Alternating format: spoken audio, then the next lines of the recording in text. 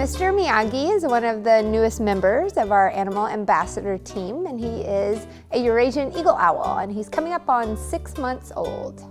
He has naturally learned how to fly just as a fledgling as he would in the wild, but we are taking that a step further. So we want to actually take him outdoors here at the zoo and fly him in the open air, and with that comes a lot of baby steps. So the Superdome, being a really big indoor space, has been one of the really cool steps we've been able to take, because we haven't had to put any equipment on him in there. We can just kind of test his training that we've been doing with him in an enclosed space that makes it a little safer.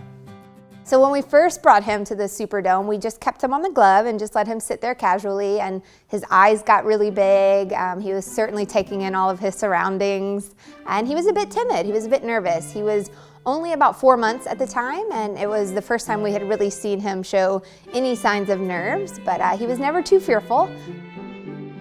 With each trip to the Superdome, we asked him to fly a little bit further. And this last time that we went, it was a great success. He flew, I believe we decided about 50 yards is what we achieved from him that time, and it was great. And he was comfortable, he was doing what owls should do, and it was really awesome getting to see that. So just stepping into the Superdome when there was no one else around, it was so quiet.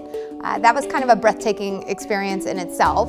And then taking Miyagi out and just watching his eyes get so big, and that first time there, just knowing the potential that existed to fly in such a cool space. But eventually we hope to see him flying from oak trees where guests aren't even expecting it to happen. Also, our visitors who are here at the zoo can kind of experience a bit of wild right in front of them.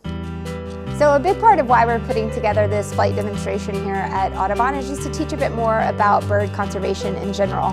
There's actually a lot that we humans do that impact birds quite a bit. We, along with Mr. Miyagi, have a few wild rescues that collided with power lines, were hit by cars, but also just our use of pesticides. Just making humans more aware of the steps we take and the decisions we make in our everyday life, and how it's actually impacting more than just us.